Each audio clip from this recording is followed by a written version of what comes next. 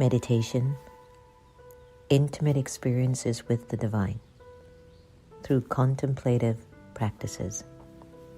A common sentient series by Sacred Stories Publishing. The quieter you become, the more you're able to hear. Rumi. A time to choose. We find ourselves right now in the age of great transformation, one of the most consequential moments in human history. These are indeed the times that the great prophets and seers throughout the millennia have spoken about.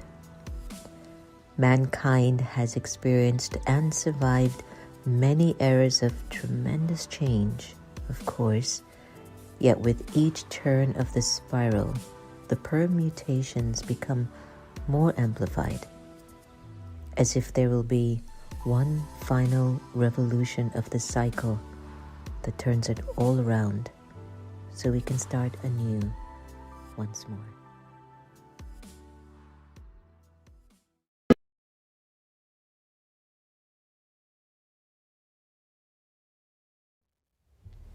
Om Shanti, everyone. Welcome to the next normal. I'm your host, Sister Jenna. We're really thrilled in our headquarters in Mount Abu, India. Our beautiful President of India, President Draupadi Murmu, visited our headquarters of the Brahma Kumaris. It's not the first time that she's visited the headquarters, but the last time that she visited, she was the governor of her state, and now she's the President of India.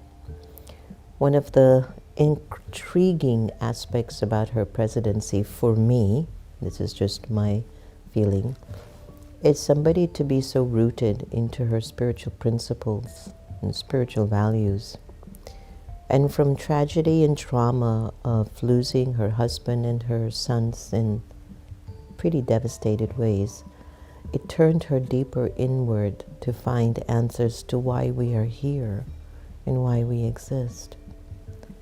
And where some nations might question the leadership of a woman in their countries, it fascinates me that India is one of the largest democracies, has consistently offered women leadership roles, and even though there are times that it grapples with the role of women in the country.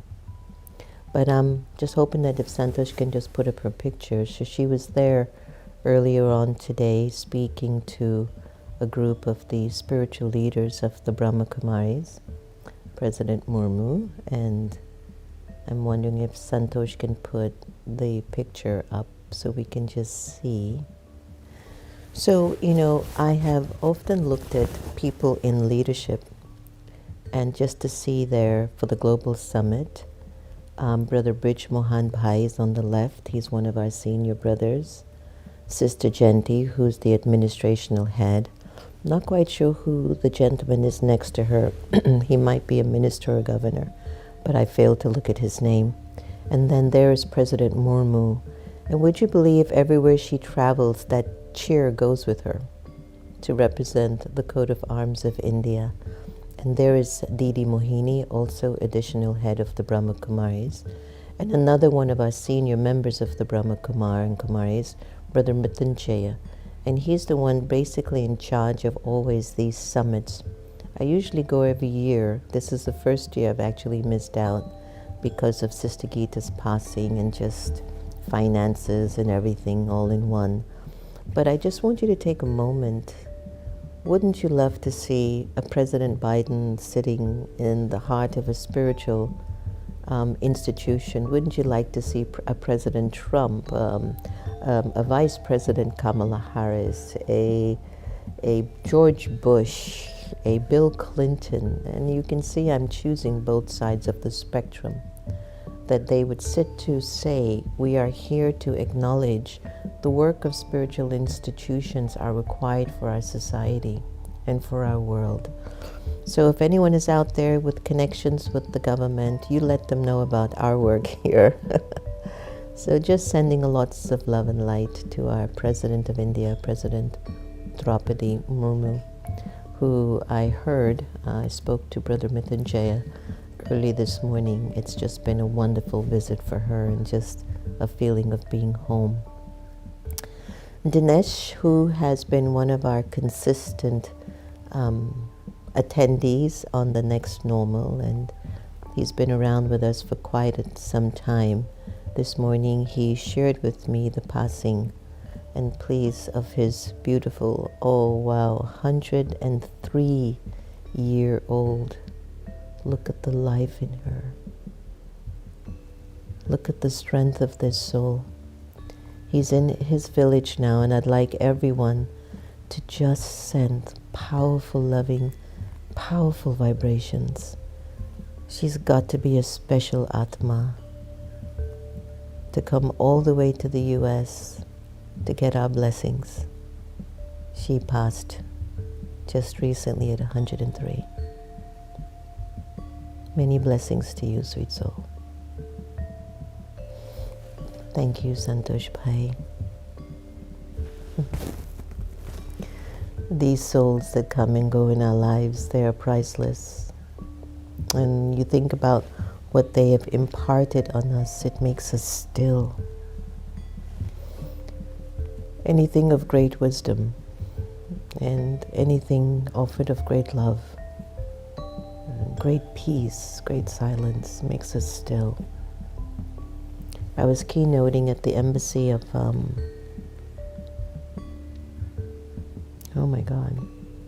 Switzerland. And there is a guru there by Guru, what is happening to me today?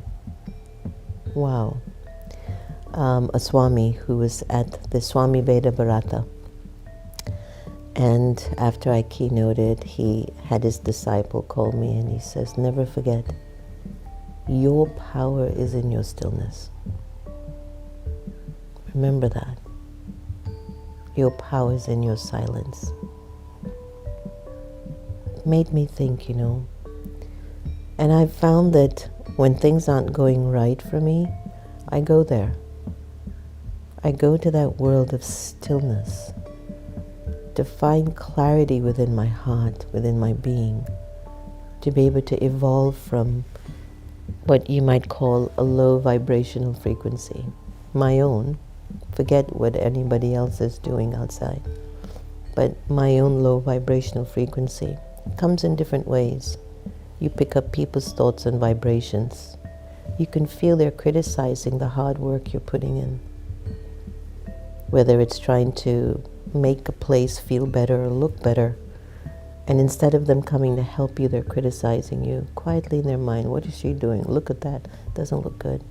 I pick up these energies and they don't make me still.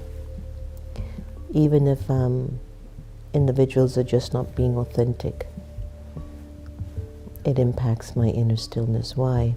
Because stillness is connected to your psychic abilities. And if your psychic ability gets any little energy of corruption, then you're not clear in being able to recognize your vision or what's next there for you to do. I know what I'm saying is very, very deep, and maybe it's going over your head, but it's very, very crucial. As babies, we had that stillness within. We only cried if the soul from a previous birth needs some kind of satisfaction. We would cry if we were hungry, if we needed our diapers to be changed, or we just needed to be hugged. But apart from that, the energy, the fragrance of a child is stillness. So I'd like us to just go into that space for a little bit and just experiment with that practice. Being still. It's such a balancing act where you're just still inside.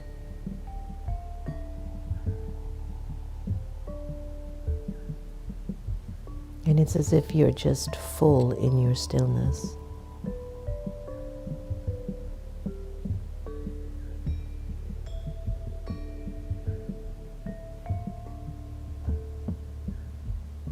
What's intriguing about the practice of stillness is you're able to see very, very clear where your disturbance is coming from.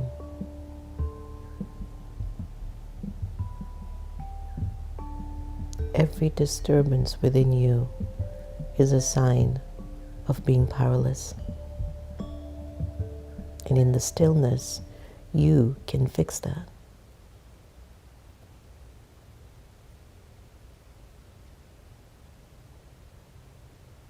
Sometimes it feels like a curse. The people you live with value you the less.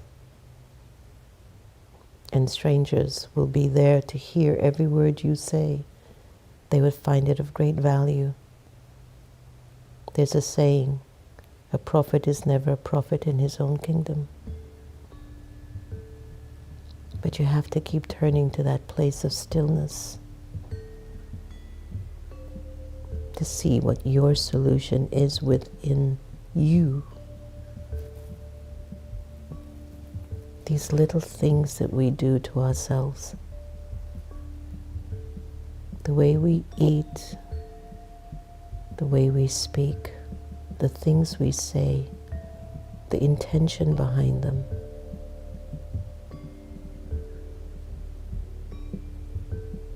If I don't speak with stillness, it doesn't land in people's hearts. I've seen that. If I speak with attachment or ego, it goes over everyone's head. Nobody cared whatever I say.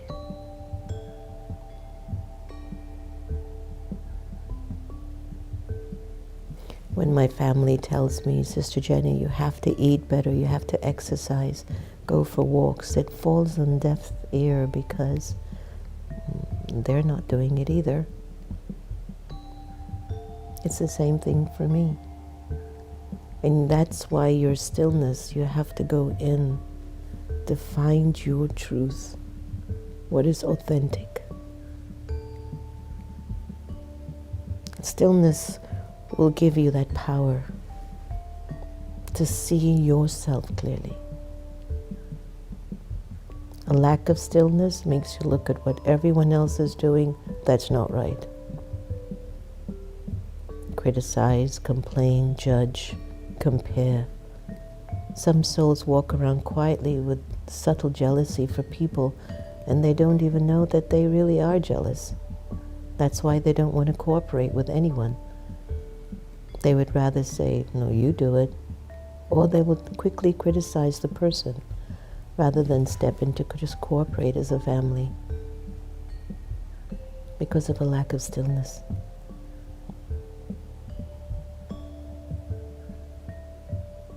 Stillness brings you to your truth. It will show you who you are.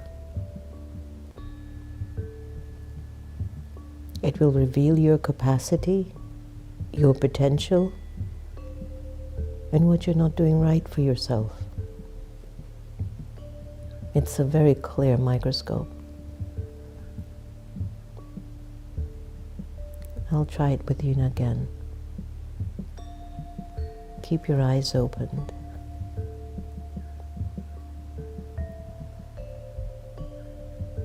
And just turn your attention inwards.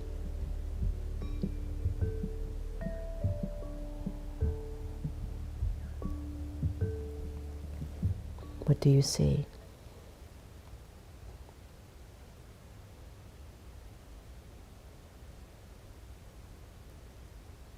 And what are you feeling?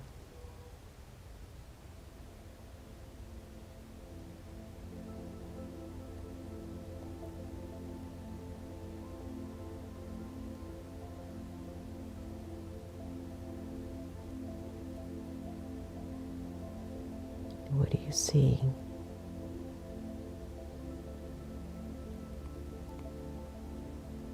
And what are you feeling?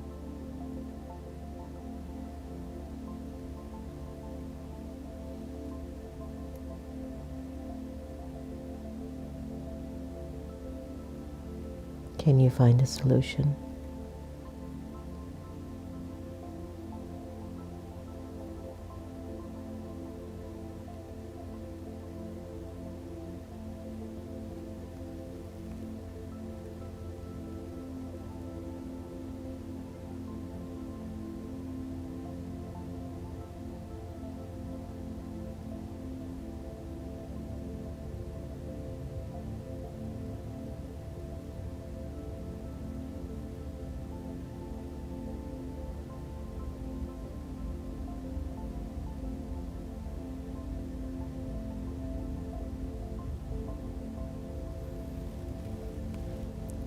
The stillness is your reconnection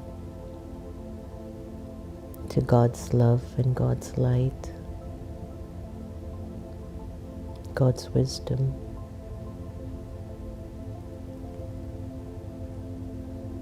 It's like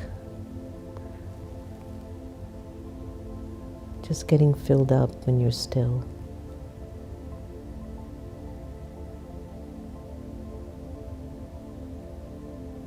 In just being still right now with me, you're getting filled up.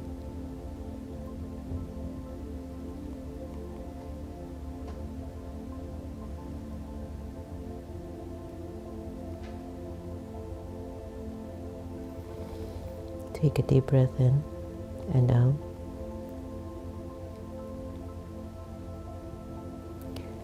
When you pull your car up to a gas station, in order to fill it with fuel, the car can't be moving, right? It has to stay still. It has to be parked. The engine turned off. And then you put the nozzle into the gas compartment and fill up your car. And that fuel takes you to your destination.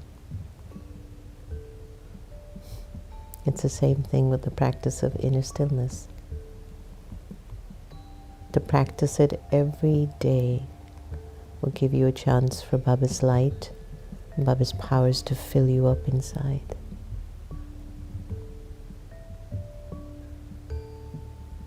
Do you want that for yourself? Do you want to feel better? We're entitled to going through phases in life where we're not our best. It's an entitlement. But we shouldn't live in a phase that we're not our best. My family tells me again and again, Sister Jenny, you have to take care of your health. And I hear them, and I do want to, and I want to exercise. But maybe because they're telling me with attachment, I don't hear. It's still not strong enough to break the attachment that I'm carrying for the self, that I don't hear it. But I am taking care, but better. So if I don't follow those instructions, then things will get worse for me. And you will hear them say it again and again. And in the same way, if people keep telling you the same thing again and again, and you're not listening, just imagine the lack of silence and peace that's within you, because that's the trouble. There's a reason why people keep saying the same thing over and over again. And I'm not making any changes. And so now I'm creating a phase or a pattern in my life that's not healthy. And I'll make reasons for it too, to justify why I'm doing it. Oh, I like chocolate. Oh, I love chips. Oh, I love... Yeah, but you're not going to be healthy eating those.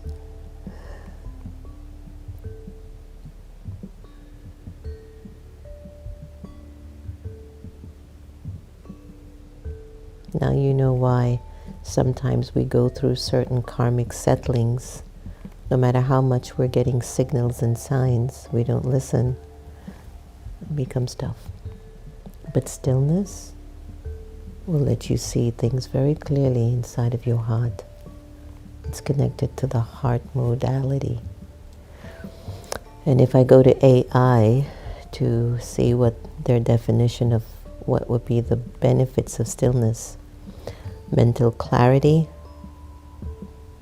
emotional balance, stress reduction, deeper self-awareness, improved health, enhanced relationships, spiritual connection. Overall, Inner stillness is a powerful tool for improving mental, emotional, and physical well-being, whilst fostering personal growth and spiritual insight.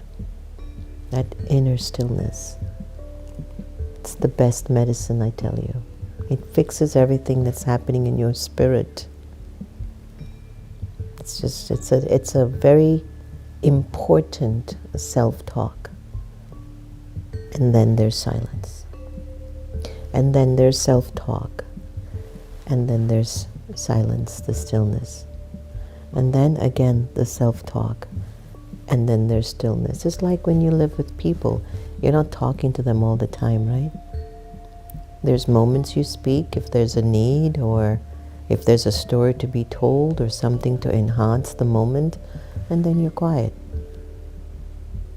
And in your quiet, you're churning the things that you have heard, which is why it's so good for families and friends to have healthy conversations, especially around the table. Let's go to the Sister Gita effect now and listen to what words of wisdom she's going to share that will move us towards our stillness.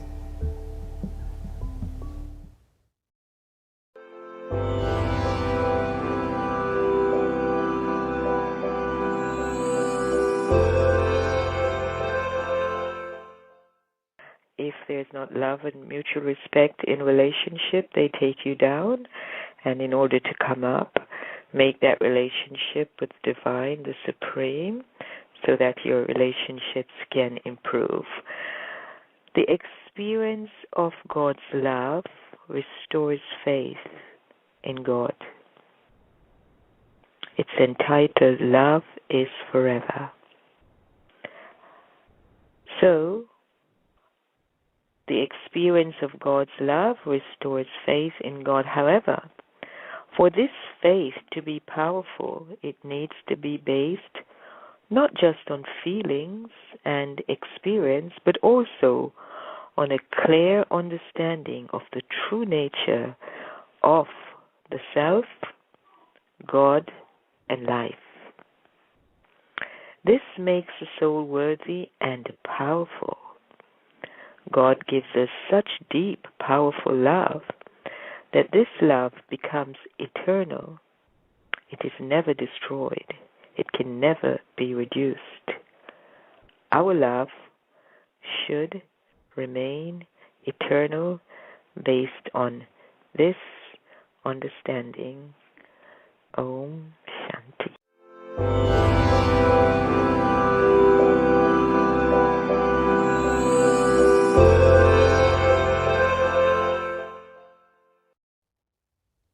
I catch myself many times saying, oh, I wish I could pick up that energy the Sister Gita had. It was something so unique because it came from her very sincere love for God. Such a beautiful person. So the Avyak signal for today, it's a little advanced and I'll explain it as I move along. Your spiritual birth, your awakening, your Brahmin life, your Brahmin birth is a birth of, there's a saying called dying alive, which is finish your ego. Once you finish your ego, you'll feel like you're alive, you're not dying. If you find yourself in an ego modality, you feel like you're slowly dying. It's not the real you. So this spiritual life of yours is of dying alive, for you are all God's children. To die alive, to let go of the ego, means to finish these attachments to the body, friends, relatives, and even to this world as it is. Example, when someone physically dies, his sanskars are finished. So here too, spiritually, let your sanskars of the past be like they were someone else's sanskars and not yours. Is that powerful or what? Let your sanskars, your personality of the past, be like they were someone else's sanskars, not yours. Just as certain traditions are very pure in their interactions, in the same way, protect yourself from your old sanskars, from the past. Do not let them touch you. Today was a deep session, no? It's a beautiful point, actually.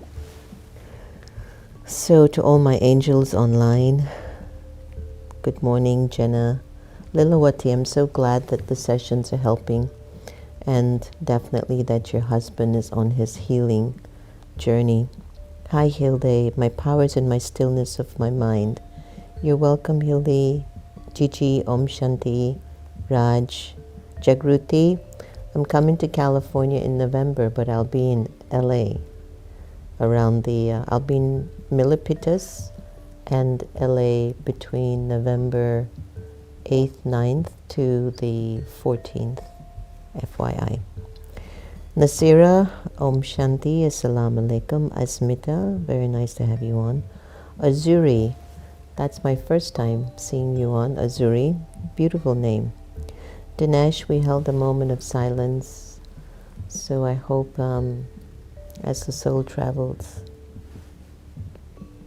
and the fact that through your love and connection with us, that now her good omens are also traveling with her, and in her future incarnation there's just wonder.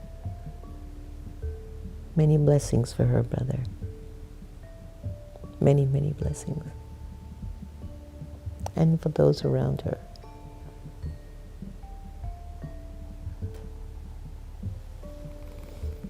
Om Shanti Kailash Ben. Hi, and good morning, and to all, may all of you be blessed with every breath you take and with every beat of your heart. Thank you, and Lolita, Tulas Kumar, Darlene, Shobha, Sonia, Yukti, Randy, and Indu. Good morning, and thank you all so much for joining us on the next normal. Remember, your inner stillness will give you a lot of clarity, and it will help you to find solutions as well. So, if you want to increase your love, keep practicing to love everybody equally, and you'll feel a difference in your relationships. Om Shanti.